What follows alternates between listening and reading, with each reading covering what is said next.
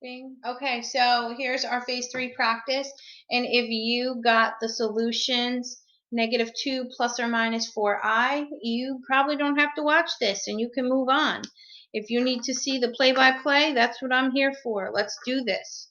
The first thing we need to do with this equation, this quadratic, is we need to get it in the correct form for complete the square. So we're going to move the 20 that way. We got to get the constant on the right.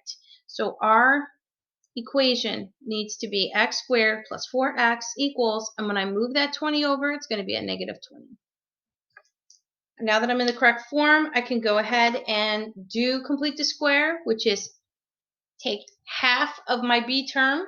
So I'm going to take 4 and divide by 2, and that's going to give me a +2. And then I have to square it. So when I take 2 and square it, 2 times 2, I'm back at 4. So I'm going to add 4 to the left side of equals, and I'm going to add 4 to the right side of equals. And the reason why I'm doing that is because in order to complete the square, these two have to be the same. And I get that number by taking half of the b term and squaring it. Now I can actually complete the square. Here's my square. -20 plus 4 is -16. There's my negative. That's where my anticipated complex number is going to come from. Don't forget that when I make this a square, the +2 goes on the inside with the x. Okay, so this, take half of it, this number goes here. But remember that you still have to square both sides, or you have to square this and then add it to both sides to keep everything equivalent.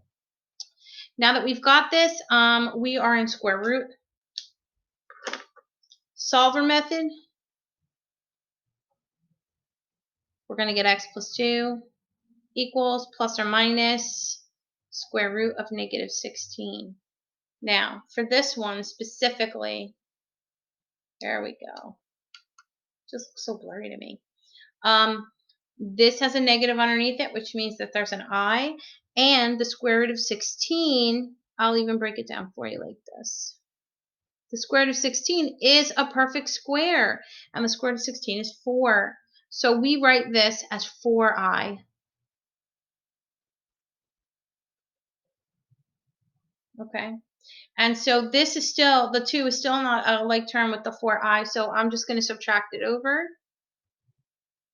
And boom, I get x equals -2 plus or minus 4i. And that's your solution. Go ahead and move on to phase 4. We're almost done. The next phase, phase 4, messy, messy, messy. So hold on to your hats.